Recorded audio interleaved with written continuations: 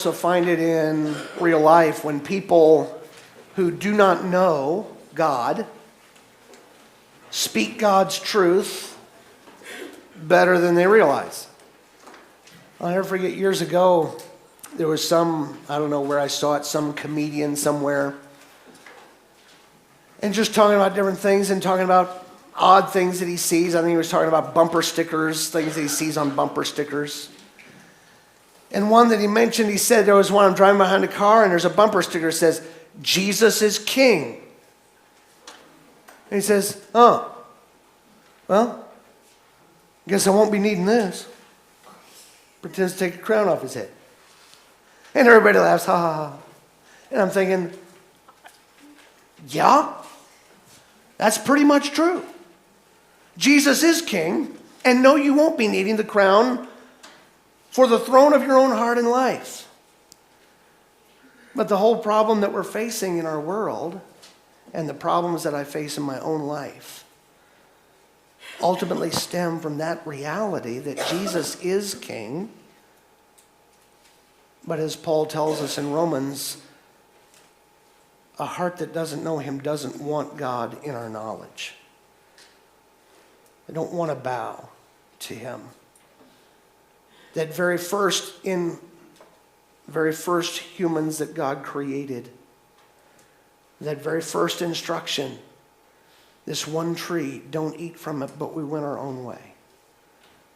We decided then we can't be fulfilled, we can't be happy, we can't be everything that we need to be. There's more out there if we disobey what the Creator has told us and do our own thing our own way. That's the only way to find fulfillment. And, well, the first couple did that. And ever since, every one of us descended from them, which is everybody in here wearing skin. We've all followed that same pattern. We've had that same heart that says, I will make my life work myself, apart from God. And so as we think together about these songs that we sing, this season of the year, this celebration of Christmas, I hear the songs on the radio, I hear people singing, and I always wonder, what about people who don't know my Savior? As we sing, joy to the world, the Lord is come. Let earth receive her King. What does that mean for you? What does that mean in your mind if you don't know that King? Well, God wants us to know. He wants us to know him. He wants us to bow to him. He wants us to submit ourselves to him as the rightful King. And in that desire, he has graciously given us his word. Rather than leave us to grope around and just look at creation itself and try to figure out what this is out there, he's actually spoken. And in his wisdom, when it came time to describe for us how truly God, Jesus, became truly human to redeem us, rather than just one account, he gave us 4. The Holy Spirit worked through 4 different writers to give us 4 different but complementary portraits of this Jesus. And it's good for us to take a little time together to let each one of those writers share that portrait of Jesus. Last week, as we considered John the evangelist, the Gospel of John, who goes back not just to the birth of Jesus Christ in this world, but goes back to the very beginning of all creation. We saw him last week as the Son of God. We see him this week presented by Matthew as sovereign. It's the king, the promised king. We see that beginning in Matthew chapter 1. And no, I'm not going to read all the way through all this. My voice isn't going to make it to do that. I'm trying not to inflict more on you than I absolutely have to this morning. But Matthew begins his account of the person of Jesus Christ with a genealogy. And you talk about, people talk about flyover country. You know what flyover country is, right? So it's what the people on the coasts think about where we live. It's just the part of the country that you get in a plane in New York and fly over to California and vice versa. For most people, if we're going to read in the Bible, we come to a genealogy, well, that's flyover country. Just skip right over that. Just go to the next part. So why would Matthew spend his time here? And why would God, through his Holy Spirit, take the time to put that down if he wants us to actually read this stuff, right? Why would he put that in there? Well, as we're looking at Jesus as the king, Matthew himself is a Jew. He's presenting Jesus to the nation of Israel as the king that has been promised. And one thing that every Jew knew about the coming king is that that king would have to be a descendant of Abraham. He's going to be a Jew, but also he's going to have to be a descendant of Abraham through the line of King David. And so as Matthew begins to present the person of Jesus Christ, the first thing he does is show us his pedigree. Consider his pedigree here. We start with the fact that Jesus is the rightful king of David's line. The book of the generations of Jesus Christ, the son of David, the son of Abraham. He takes time to show and pull through here. We see the rise and the fall of the line of David. There are many different purposes for genealogies and different shapes they can take. Some genealogies are designed to show a family's particular history and will cite each individual generation. Some genealogies, like this one, are designed to show more of a national history. And they will hit high points of that genealogy and not try to hit every single generation. Matthew pictures for us 14 generations at a time. He's got them sectioned like that.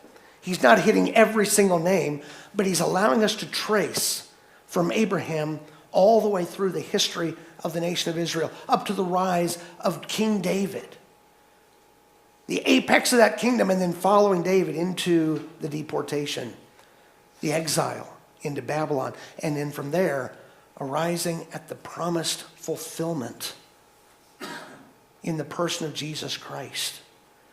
We see the rise and the fall of this line. He is the promised one. He is the one that is descended from Abraham. He deserves to be the king. He's rightfully the king because we see him rightly related. We see a unique relationship here to Joseph and Mary. Don't miss the fact that as he gets to the end, we see in verse 16, Jacob begat Joseph, the husband of Mary, of whom was born Jesus, who is called the Christ. Now, English is not like a lot of other languages that use what they call masculine and feminine and neuter forms. But Greek, in which this was written, is a language that uses those forms. And what's fascinating here is when we read Joseph, who was the husband of Mary, of whom was born Jesus, the of whom is in the feminine form, pointing to Mary, not to Joseph. Jesus is legally in the line of David, legally under Joseph. But God makes very clear that Joseph is not his physical blood father. He was born of Mary. We read about that today. Luke, in his genealogy, he has a genealogy as well, and he traces it also through Abraham, through David, but through Mary. There's blood relation through Mary, through David as well. But we see a unique relationship to Joseph and Mary. Joseph is his legal earthly father, but he was born of God. He's the Son of God. We see that pointed out here. Jesus is the rightful king of David's line. We spend a lot more time there. We spend a lot of time on this next point. I don't have time, but we could. As you take some time to look at this genealogy and dig through these names, you're going to notice something else very important. That Jesus is the real king of real people in a real world.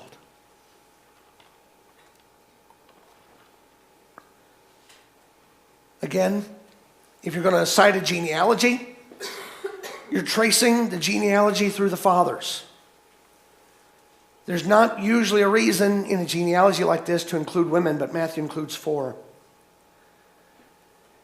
And every one that he includes points to something that, frankly, to a conscientious Jew would be a little bit of a problem. Every one of these names points up a situation that is less than ideal. We could say that. There's an understatement in some. We see this statement here that Jesus, we have a mention of Tamar, Judah and Tamar.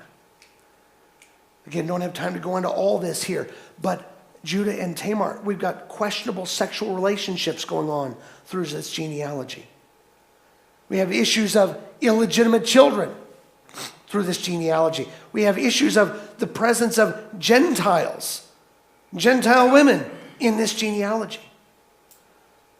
All the way through, we see circumstance after circumstance of people who lived lives that were as messy as anything we deal with today.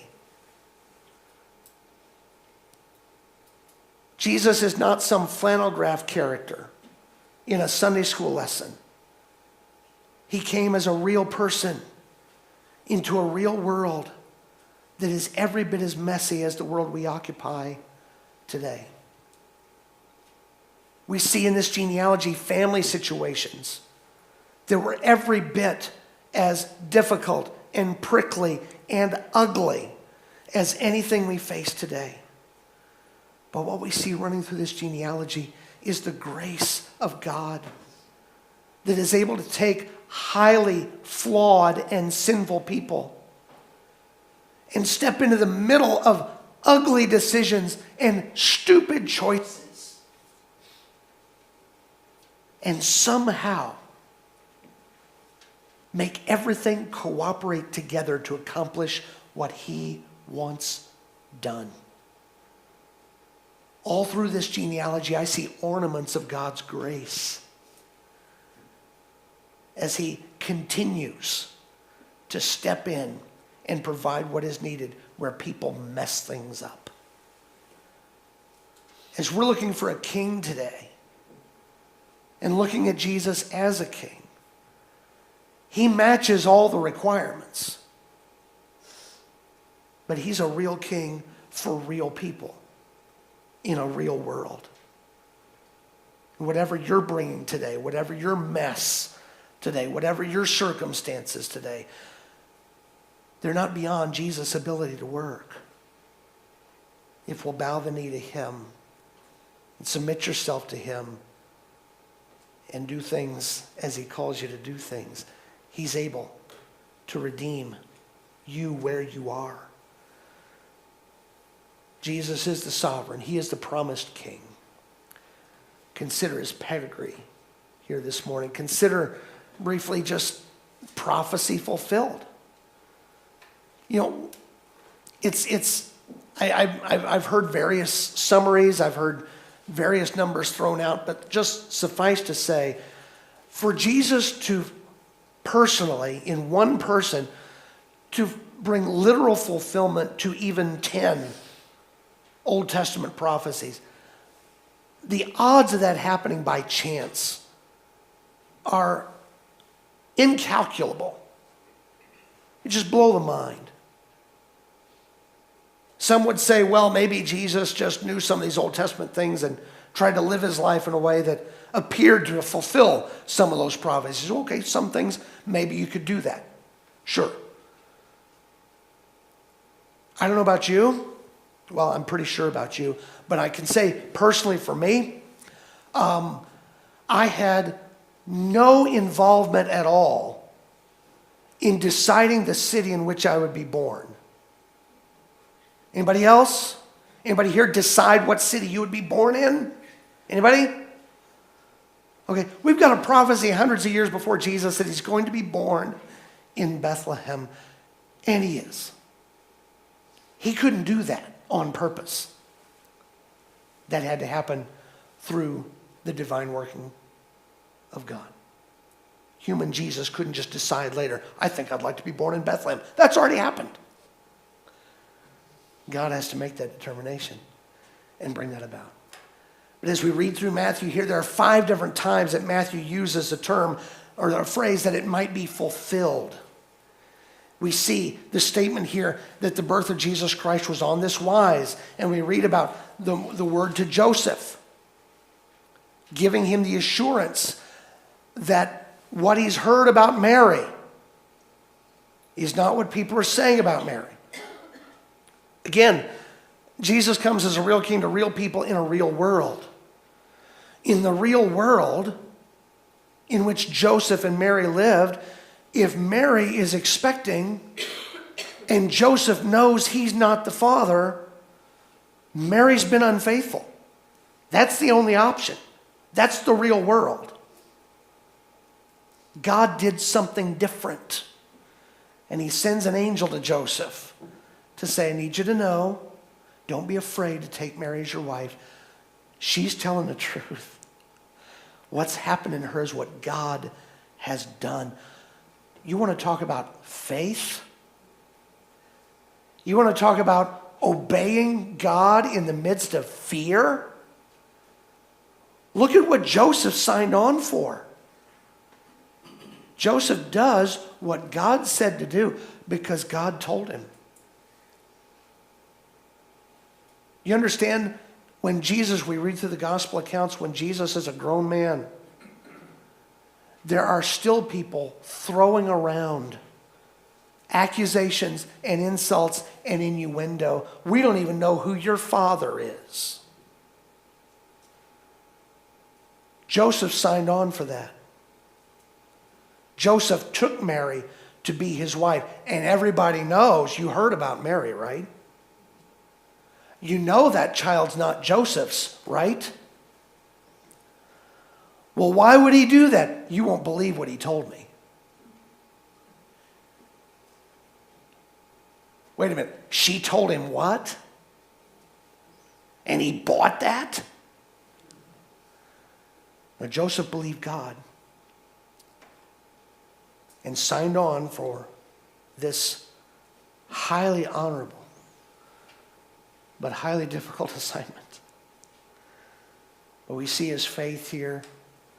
But we see the fulfillment of a promise that he would be born to a virgin. He cites Isaiah's promise to King Ahaz. A virgin will conceive and bear a son. Some say, oh, well, question. It said word could be young woman, not just virgin. Okay. It's interesting that when the word from Hebrew was translated by Jews prior to Christ into Greek, the Greek word that they chose was specifically the word that means virgin, not the word that means young woman. That's how they understood it when they translated it. And as well, in this culture, at this time, the term young woman referred to a young woman of marriageable age, which at that time in culture was assumed to be a virgin. There's no reason to read this text any other way than to say that Jesus was born of a woman who had not had relations with a man, unless you are intentionally trying to read it that way. He's fulfilled a promise. He's born of a virgin. This is not a normal human being. This is truly God become truly human. Explain to me, Pastor, how that works. Explain to me the Trinity. It's bigger than my brain. Would you want to worship a God that you could fully understand? I mean, honestly? A God comprehensible to your brain? That makes perfect sense in everything, that you can answer all the questions, and you'd worship that? I don't think so. He's bigger than us, and he's done something astounding. But we see him here. He's born of a virgin. We could read through again. We mentioned the promised prophecy from Micah chapter 5 and verse 2, where Micah promised that the ruler is coming and God is going to preserve a remnant and judge the nations and deal with his people first. And Jesus is that promised ruler. We see him promised there. But then Matthew starts doing some interesting things. I mean, those two make sense. For us, there's like direct prophecy fulfillment, right? Born of a virgin. Jesus born of a virgin. There you go. That's pretty much it. Born in Bethlehem. He's literally born in Bethlehem. Got that. That's a prediction about the coming Messiah, the promised king. And Jesus fulfills that. And then we read that Matthew says in Matthew 2, verses 4 through 15, about the issue with Herod where they need to run down to Egypt and they stay there for a while. And Matthew says that this is going to fulfill what was spoken by the prophet saying, out of Egypt I have called my son. And he's quoting from Hosea. And you go back and read in Hosea chapter 11, verses 1 through 11. And you're going to read that exact statement, out of Egypt have I called my son. The problem is, Hosea 11 refers to the nation of Israel as God's son. And God says, I've called my son out of Egypt. And in Hosea, he's clearly referring to the nation of Israel. Not the Messiah, but the nation of Israel. Okay, what's Matthew doing? Hold on to that. Gets a little better. Matthew also says that Jesus was one who was called to the comfortless. We read here, look at what happens after the death of these babies as Herod in his anger pursues and kills the innocents that we've read about in an effort to get to Jesus. Then was fulfilled that which is spoken by Jeremiah the prophet, saying, in Ramah was there a voice heard, lamentation and weeping and great mourning, Rachel weeping for her children, would not be comforted because they're no more. Now he's going back to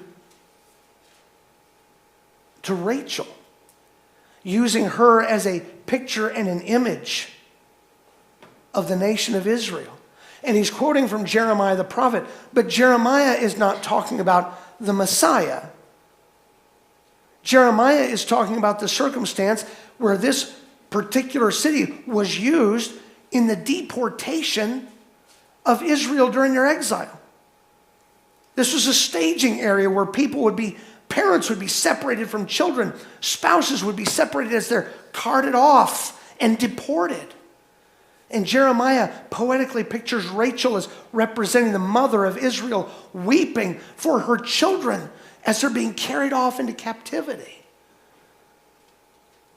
But Matthew says, as these mothers of these possibly 24 or so little baby boys who have been murdered by Herod's soldiers are weeping for their children, Jeremiah says this is fulfilling, or Matthew says this is fulfilling what Jeremiah was talking about. How does that work? There's another statement about fulfillment here. That Jesus resided ultimately in Nazareth after Herod's death, and they moved back into Israel, and they take residence in Nazareth, and it says this will be fulfilled, that he will be called a Nazarene. And here's the thing, if you're looking for that verse, good luck. There's not a verse in the Old Testament that says, quote, he shall be called a Nazarene. So now what's Matthew doing? You know, this would make a really good series, right? Preaching through all 5 of these, which we did a couple years ago. You can go back and listen to all of it. But the point is, what's Matthew doing here? Wish I could pull all this out right now. We don't have time to pull all of it out. But Matthew's doing some very interesting things. He's showing us that in addition to very specific statements about Messiah is going to do this, Messiah is going to do that. He's also showing us that Jesus is doing something bigger. Jesus is himself acting in a way as a pattern. He's doing something that nobody has been able to do. You know, God gave strict instructions, specific instructions to the first man and first woman, and they couldn't handle it, and they messed it up. And eventually God came to Noah because things were so messed up and said, I'm starting again, and saved Noah and his family and brought them out and gave them some instructions and said, let's govern this way. And the world continued to grow, and well, it gets messy again. And God stepped in and said to one man, I'm going to make a nation out of you through Abraham. And he did, and he brought that nation out. And that nation, God says, here's what I'm going to do. I'm going to show you how to relate to me. And he gives them the law through Moses. And he says, here's what you're going to do. You're going to be a light to the nations. And people are going to look at you and your relationship with me, and they're going to see me, and they're going to be drawn to me. And the nation of Israel messed it up. They couldn't do it. And now what we see is this promised king, this promised one. Paul describes him as the second Adam because he's going to do what Adam messed up. He's going to get right what Adam got wrong. And Jesus is also going to do what the nation of Israel couldn't do. You know what's interesting? How did the nation of Israel wind up down in Egypt? They were led there by one of their initial patriarchs whose name happened to be Joseph, right? And they were there, led there by Joseph. How did Jesus, newly born, get down into Egypt, taken there by his father Joseph? When he came back later, one of the first events as he began his public ministry. He spent how many days and nights in the wilderness being tempted? 40. How many years did the nation of Israel wander in the wilderness? 40. Aren't those interesting coincidences? No. What we're seeing Matthew doing is showing how that Jesus himself is able to accomplish what the nation of Israel couldn't do. As you're looking at Jesus, is he worthy of my belief? Is he worthy of my trust? He is the promised king. Consider his pedigree. Consider the fulfillment of his prophecies. Consider how he is able to do what no person, what no nation has been able to accomplish, but fully please and fulfill the righteousness of a holy God. You know the illustration that I love to use because it works in my brain? When Matthew talks about fulfillment, we think of it in terms of filling full. I've got a glass of water here, and by the way, I think it's got a little leak in the bottom. I got some extra down here.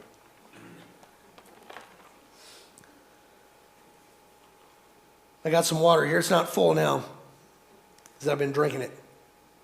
There's water in it. But when I had it, when Jim first brought it out here, it came up to about here or so. And I'd look at that and say, is that glass full? Yeah. Is it? Yeah. Did he bring me a full glass of water, a full cup of water? Yes, he did. No complaints about that. However, would it be possible to put in more water than what was in there? Yeah. See, as you read through the prophecies of the Old Testament, sometimes there are direct prophecies that say this is what Messiah is going to do and this is what he does. And sometimes there are patterns that we see happening repeatedly until we get to Jesus. And he takes that pattern or that picture or that image and he fills that so full that there is no way to get any more in there than what Jesus does. So when Matthew says these things are fulfilling what God has promised, sometimes it's a direct, Messiah is going to do this, Messiah did this. And sometimes it's, you know this pattern we keep seeing over and over? Well, Jesus has taken that cup and Jesus pours in so much that it's now hit the rim and it's starting to spill over the sides. You're not going to get any more in there than what Jesus himself is able to put in.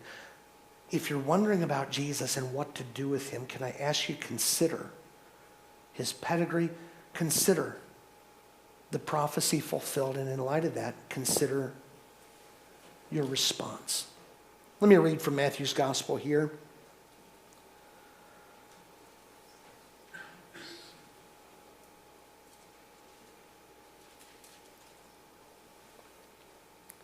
chapter 2 and verse 1, when Jesus was born in Bethlehem of Judea, in the days of Herod the king, behold, there came wise men from the east to Jerusalem, saying, where is he that is born King of the Jews? For we have seen his star in the east, or when it rose, and we are come to worship him. When Herod the king had heard these things, he was troubled. I love the understatement.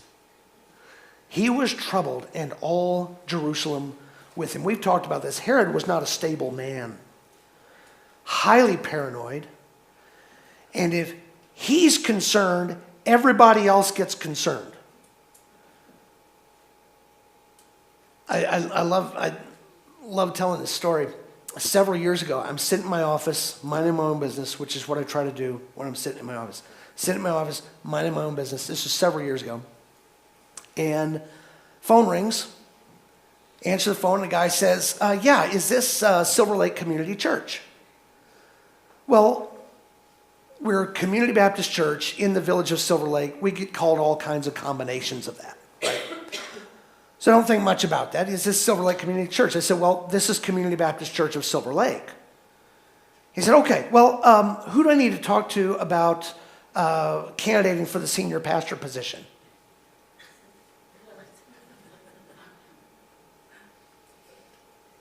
Now, my first thought was, it's interesting because we had just had a guy that had been in our church that had just recently left and still lived in town. And I was wondering, is this guy trying to start another church a couple blocks away or something? You know, have our deacons been busy and not I don't know. Caught me a little bit off guard, right?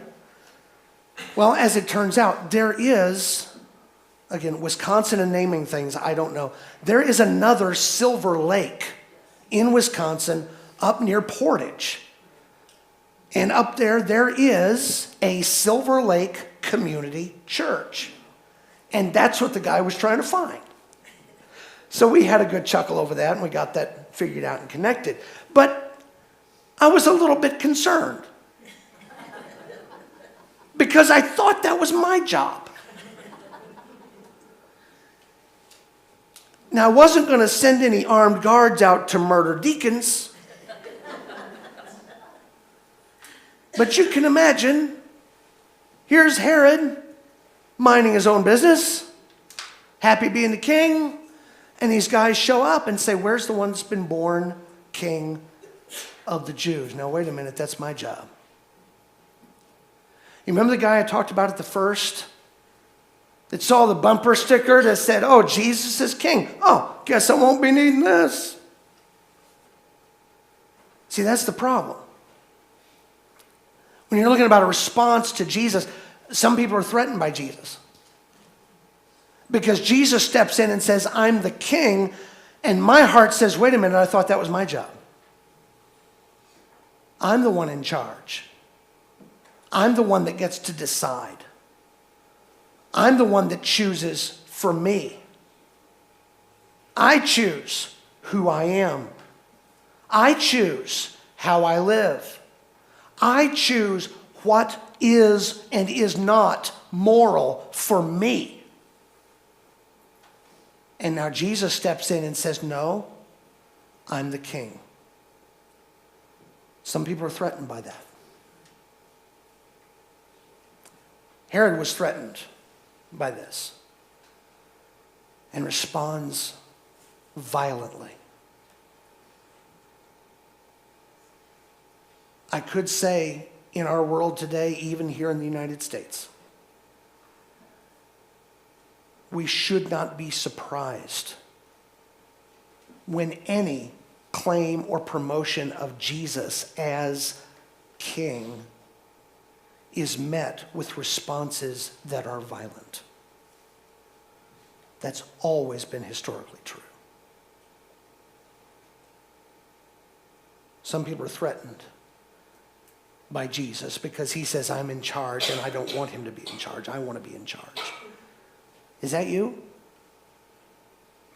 Could I ask you, if that's you, if that's a response, if that's a struggle, could I ask you just really quick, How is running your world going? How well are you doing? Doing a good job? Doing a good job recreating the universe after your image and likeness? Is that going okay?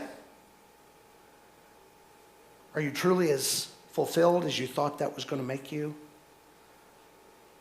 Or have you noticed that you keep running into other people who seem to think that they get to decide what's true, and you can't get them to line up with what you're doing?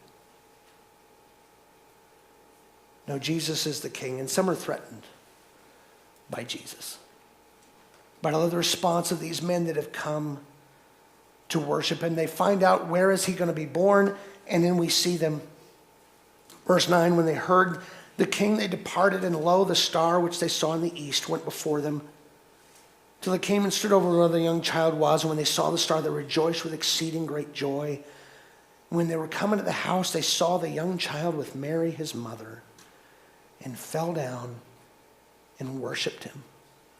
When they opened their gifts, they opened their treasures, gold, frankincense, and myrrh.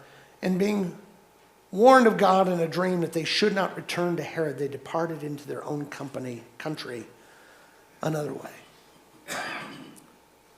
What a beautiful picture of worship we see in this. And again, don't have time to bring this out, but some are threatened by Jesus, and I miss these other guys here, the guys that they sought for wisdom. Herod says, hey, tell me where Messiah is going to be born. Tell me where this promised king is going to be born. And we see. He gathered the chief priests, verse 4, and scribes of the people together and demanded of them where Christ should be born. And they said, in Bethlehem of Judea. For thus it is written by the prophet, you, Bethlehem, in the land of Judah, are not the least among the princes of Judah, for out of you shall come a governor that shall rule my people Israel. This is something that has been prophesied for hundreds of years. And now you've got somebody showing up saying, we think he's here. Can you tell us what town it's supposed to be? Yeah, that town right over there. Just a quick jump right over there. And no record of anybody other than these men making the effort to go look. Blows my mind every time. And I don't know all the details here. Maybe these men were put under strict instructions by the king. Don't you dare go. But there just seems to be a mention, oh yeah, this is where it is. And that's it. Really? No more interest? No desire to find out more? Think about what we've presented this morning. The pedigree of Jesus, the fulfilled prophecy, and somebody hears these things and looks at these things and says, yeah, that's interesting. That's it? No desire to find out more? No desire to do a little more looking? I'm amazed. I think one of the things that weighs heavily on my heart is the number of people that I've spoken to in this town over the last 20-some years and had powerful conversations with, laying out the truth of Jesus, sitting over breakfast, sitting over coffee, sometimes sitting in this building, sitting somewhere else, but having these conversations and laying it right out and getting right to the point that says, here's who Jesus is, here's what he says for you, here's what you can do.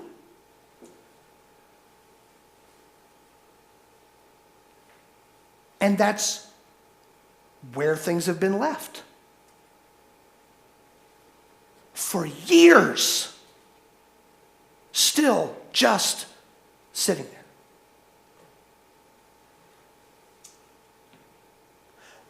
Jesus is the king. He demands a response. He deserves a response. And the response that we want to see is the response that we've read about from these wise men, that some will come to worship this gracious king. And they do. And others do. We could spend a lot of time talking about their worship and the distance and the effort and the cost. And the reality is to serve and follow this King, there will be distance and effort and cost. But the whole idea of worship and where we derive the word comes from the idea of ascribing something that is worthy, ascribing worth to a thing, honoring a thing for that which it is worth. The whole reason for worshiping Jesus is because he's worthy of this worship. And the right kind of worship of Jesus is worship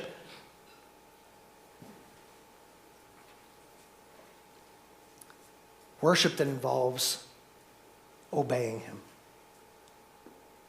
living as he wants us to live, worshiping him by looking to live and look like him. So consider Jesus as the King today.